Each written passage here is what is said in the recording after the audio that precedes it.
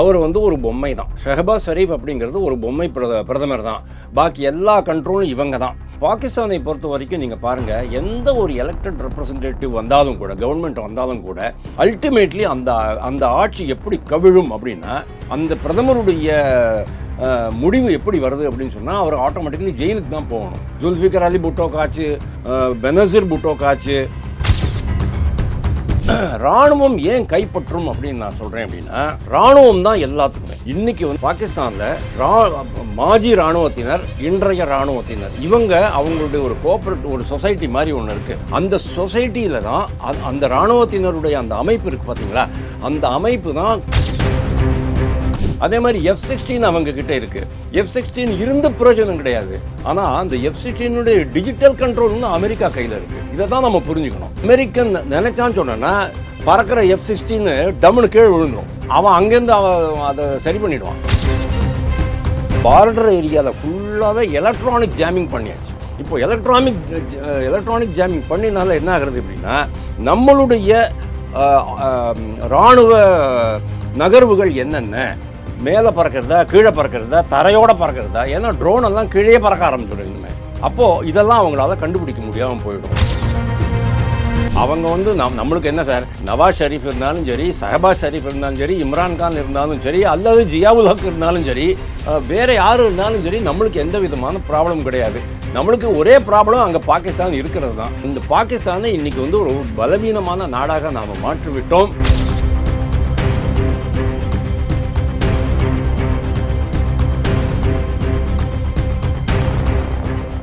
Real one நண்பர்கள் உறவுகளுக்கு வணக்கம். தொடர்ச்சியாக பல்வேறு முக்கியமான தகவல்களை நம்முடைய நண்பர்களுடன் பகிர்ந்து வரும் அரசியல் விமர்சகர் வாசுதேவன் அவர்கள் நம்முடைய இருக்கிறார். வணக்கம் சார். வணக்கம் சார். இப்போ பாகிஸ்தானை பொறுத்த வரைக்கும் பாகிஸ்தானில் ராணுவம் மீண்டும் ஆட்சியை கைப்பற்ற போகிறதா அப்படிங்கிற செய்திகள் வந்துகிட்டே இருக்கு. இதற்கான காரணமாக முன்வைக்கப்படுவது, பாகிஸ்தானுடைய பிரைம் மினிஸ்டர் ஷரீஃப் அவர்களை பொறுத்த வரைக்கும் கடந்த ஒரு சில நாட்களாக வெளியில் எங்கேயுமே அவரை காணோம். இதற்கான காரணம் என்ன முன்வைக்கப்படுது அப்படின்னா, ஐஎஸ்ஐயுடைய தலைவராக இருந்த அசீம் மாலிக் அவர்கள் பாகிஸ்தானுடைய தேசிய பாதுகாப்பு ஆலோசகராக நியமிக்கப்பட்ட பிறகு அதிகாரம் முழுவதும் அவருடைய கையிலேயே குமிந்திருக்கிறது. ஏன்னா ரெண்டுமே முக்கியமான பதவி, ஆனால் ஒருவர் கையில் இருக்கிறது. இப்படியான சூழ்நிலையில் தான் அப்போ பாகிஸ்தானில் மீண்டும் ராணுவம் ஆட்சியை கைப்பற்ற போகிறதா அப்படின்னா கேள்விகளும் உருவாகி நிற்கிறது. இதை எப்படி சார் பார்க்குறீங்க? எக்ஸாக்ட்லி இதை தான் நான் எதிர்பார்த்தேன். 22ஆம் தேதி அங்கே அட்டாக் ஆச்சு. 23ஆம் தேதி நான் போட்ட பதிவில் நான் இதை தான் சொல்லியிருந்தேன். சடன்லி இது வந்து இராணுவத்திற்கு மாறிடும், அதாவது மொத்த அதிகாரம் இராணுவத்துக்கு மாறிடும்னு நான் சொல்லியிருந்தேன்.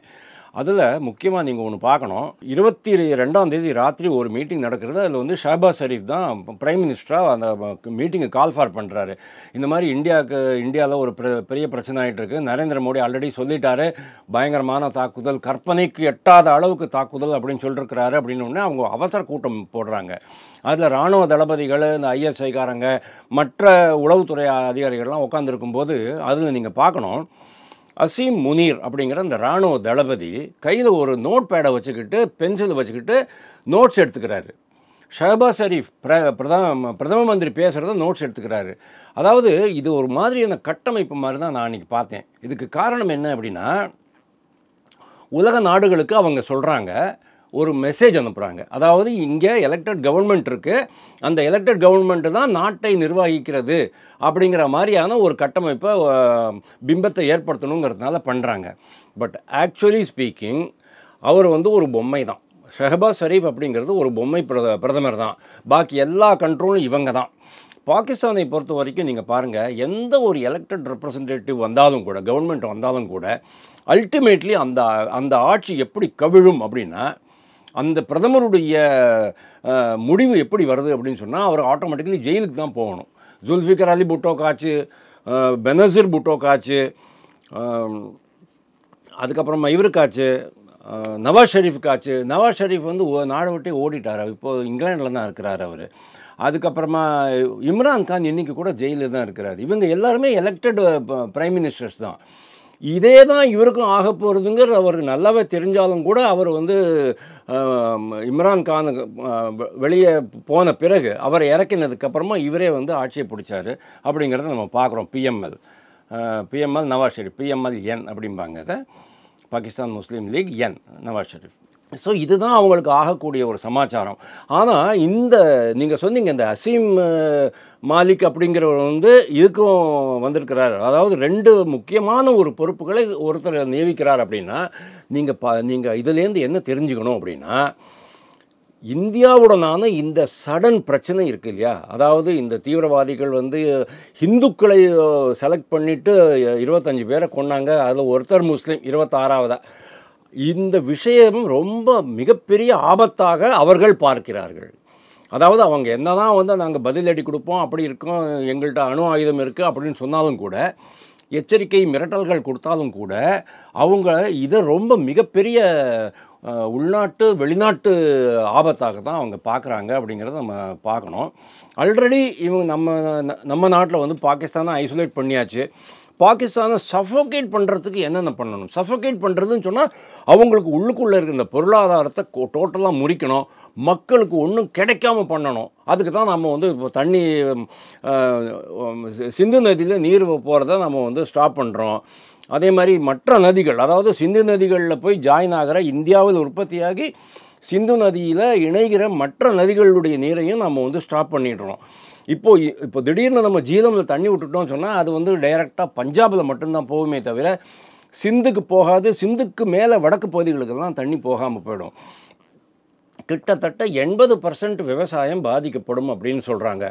33% அவங்களுடைய ஹைட்ரோ எலக்ட்ரிக் ஜெனரேஷன் கெப்பாசிட்டி பாதிக்கப்படும் அப்படின்னு சொல்கிறாங்க. இது ஒன்று. அதே மாதிரி நம்ம கப்பல்கள்லாம் 400 கிலோமீட்டர், கராச்சியிலேருந்து 400 கிலோமீட்டர் தெற்கே அந்த நீர்வழி தடத்தை நிறுத்தி வச்சுட்ருக்குறாங்க. இவங்களை தாண்டி எந்த ஒரு கப்பலும் அந்த பக்கம் போக முடியாது. சப்ளை பண்ணுறதுக்கு எந்த ஒரு கப்பலும் பாகிஸ்தான் துறைமுகத்துலேருந்து வெளியில் ஏற முடியாது. அந்த மாதிரி நம்ம வந்து கராச்சி துறைமுகத்தை சோக் பண்ணுறோம். இன்னொன்று முக்கியமாக நம்ம பண்ண போகிறது எலக்ட்ரானிக் ஹேக்கிங். அதாவது அவங்களுடைய சிஸ்டம்ஸ் அண்ட் ப்ரொசீஜர்ஸ் இருக்குது இல்லையா, ஏர்போர்ட்லேயோ இல்லைன்னா இதுலேயோ ஹார்பர்லேயோ அல்லது வேறு ஏதாவது ஸ்டாக் எக்ஸ்சேஞ்சிலேயோ, இது எல்லாத்தையுமே ஹேக்கிங் பண்ணுற அதாவது மொத்தமாக ஸ்தம்பிச்சு போயிடும். ஏன்னா எல்லாமே எலக்ட்ரானிக்கலி கண்ட்ரோல்டு அப்படிங்கும்போது, டிஜிட்டலைஸ்டு அப்படிங்கும்போது, நம்ம அங்கே ஹேக் பண்ண ஆரம்பித்தோம் சொன்னால் அது எல்லாமே ஸ்டாண்ட் ஸ்டில் ஆகிடும், ஸ்தம்பிச்சு போயிடும்.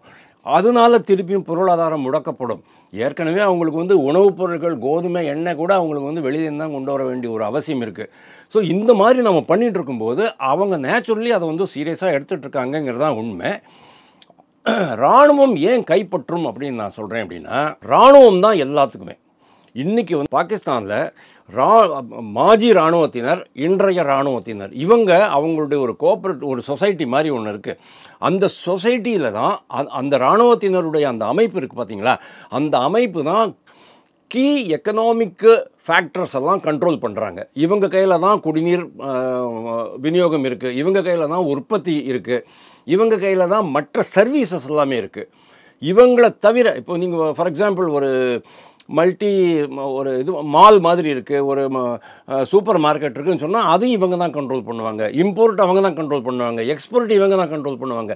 அதாவது பாகிஸ்தான் பொருளாதாரத்தில் கிட்டத்தட்ட 60% கண்ட்ரோல் பண்ணுறது யார்?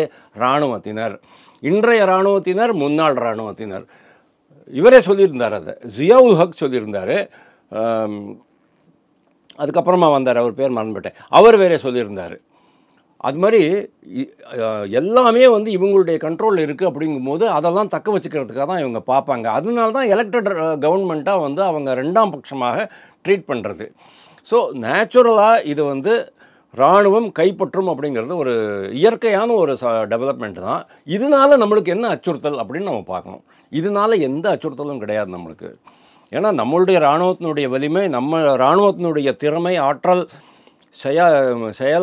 செயல்பாடு இதெல்லாமே நம்ம பார்க்கும்போது இன்னொரு முக்கியமாக சொல்ல வந்தது, அவங்க வந்து அணு ஆயுதம் அப்படின்றாங்க. நம்மக்கிட்டே அணு ஆயுதம் இருக்குது.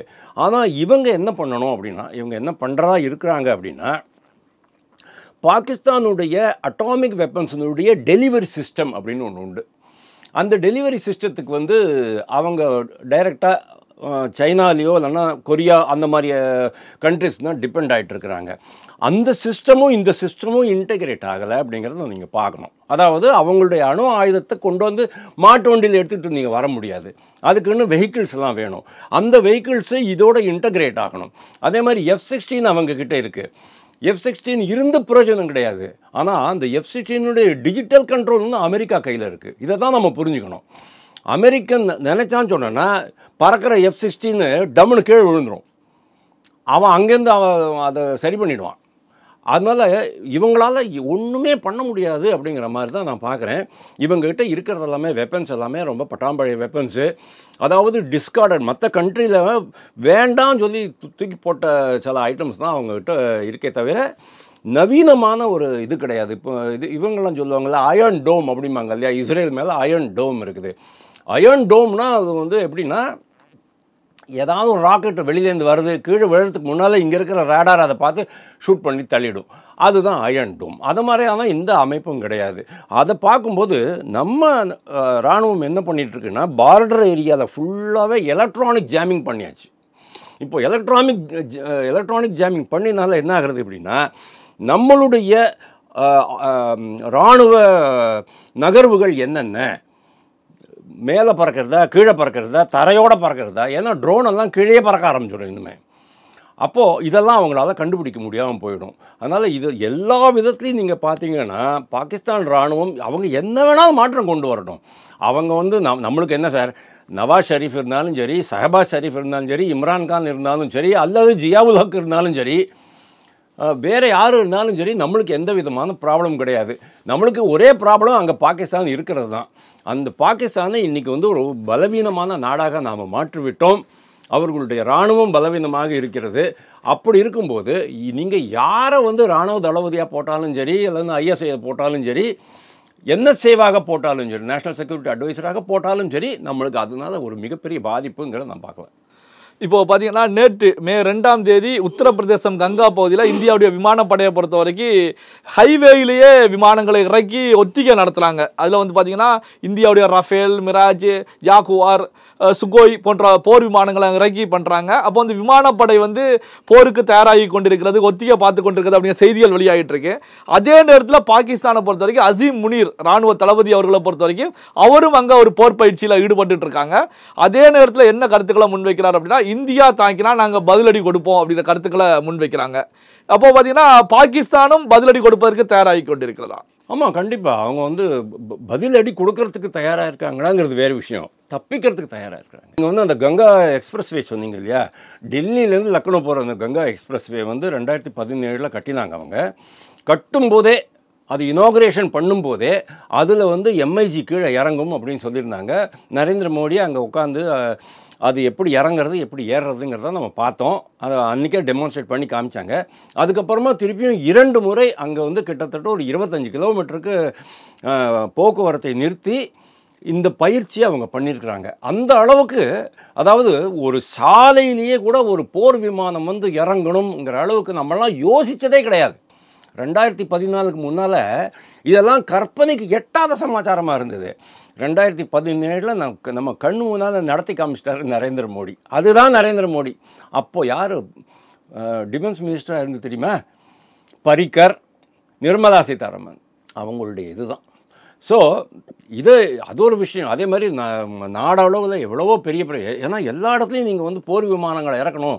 இப்போ தஞ்சாவூரில் கூட என்னாச்சு, பிபின் ராவத் வரதுக்கு முன்னாலேயே, பிபின் ராவத் CDSஆ வரதுக்கு முன்னாலேயே தஞ்சாவூரில் ஒரு இது பண்ணினாங்க.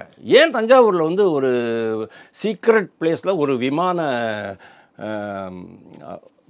விமானப்படை மையம் ஒன்று பண்ணியிருக்காங்க, தளம் ஒன்று பண்ணியிருக்காங்க. காரணம் என்ன அப்படின்னா, தஞ்சாவூர்லேருந்து உங்களுக்கு வந்து இந்து மகா சமுத்திரத்தில் இருக்கிற டார்கெட்டெல்லாம் ரீச் பண்ண முடியும் அப்படிங்கிறது தான். ஸோ அவங்களோட எவ்வளோ ஸ்ட்ராட்டஜிக்காக பண்ணியிருக்காங்கங்கிறது நீங்கள் பார்க்கணும். ஆனால் பாகிஸ்தான் வந்து தயார் பண்ணிக்கிட்டு இருக்கிறாங்க. ஆனால் அவங்களுக்கு மோர் இம்பார்ட்டண்ட் என்ன அப்படின்னா, நம்மளுடைய தாக்கத்தை எப்படி சமாளிக்கிறது அப்படிங்கிறது தான். அவங்கக்கிட்ட ரேடார் இருக்குது, அவங்கக்கிட்டேயும் ஃபைட்டர் ஜெட்ஸ் எல்லாம் இருக்குது, இல்லாமல் இல்லை தரைப்படை இருக்குது, ஆனால் காலாட்படை இப்படி சொல்லுவோம் இல்லை, அதெல்லாம் இருக்கத்தான் இருக்குது, இல்லாமல் இல்லை. ஆல்ரெடி நம்ம சைட்லேயும் நிறைய பேர் பங்கர்ஸ் எல்லாம் ஆரம்பிச்சிட்டாங்க. பங்கர்ஸ்னால் வந்து கீழே புதைக்குழி பண்ணிவிட்டு அதை போய் உட்காந்துக்க வேண்டியது, இதுலேருந்து காப்பாற்றுறதுக்காக. பஞ்சாபை பொறுத்த வரைக்கும் கிட்டத்தட்ட 50,000 ஹெக்டர்ஸில் அந்த எல்லை பகுதிகளில் இருக்கிற ஃபார்மர்ஸுக்கெல்லாம், விவசாயிகளுக்கெல்லாம் சொல்லிட்டாங்க, நீங்கள் வந்து ஒரு வாரத்துக்குள்ளே இந்த அறுவடை பண்ணிவிட்டு நீங்கள் கிளம்புங்க அப்படின்ட்டாங்க. கிட்டத்தட்ட 16 கிராம மக்கள் அப்புறப்படுத்தப்பட்டு விட்டார்கள். அதே மாதிரி அந்த பக்கம் இருக்குது. பட் ப்ராப்ளம் அவங்களுக்கு என்ன அப்படிங்கிறத சொல்கிறேன். அதாவது பாகிஸ்தான் சைடில் இன்றைக்கி பாகிஸ்தான் ஆக்குபைடு காஷ்மீர் என்று சொல்லப்படுகிற பாகிஸ்தானுடைய ஆக்கிரமிப்பில் இருக்கிற காஷ்மீர் பகுதிகளில் உள்ள மக்கள் இந்தியாவுடன் இணைய வேண்டும் அப்படின்னு தான் அவங்க பார்க்குறாங்க. அவங்களுக்கு வந்து எந்த விதமான சப்போர்ட் கிடைக்கும், அதாவது பாகிஸ்தான் இராணுவத்துக்கு எந்த மாதிரி சப்போர்ட் அவங்ககிட்டேருந்து கிடைக்கும் அப்படிங்கிறது அவங்களுக்கே ஒரு தெரியாத ஒரு நிலை இருக்குது. இது மாதிரி பல்வேறு பிரச்சனைகள் அவங்க இருக்கும்போது அவங்களால பாரத இராணுவத்தினுடைய தாக்குதலை வெற்றிகரமாக எதிர்கொள்ள முடியுமா அப்படிங்கிறது மிகப்பெரிய கேள்வி. பல்வேறு முக்கியமான தகவல்களை நம்முடைய உறவுகளுடன் பகிர்ந்து கொண்டதற்கு நன்றி சார். தேங்க்யூ.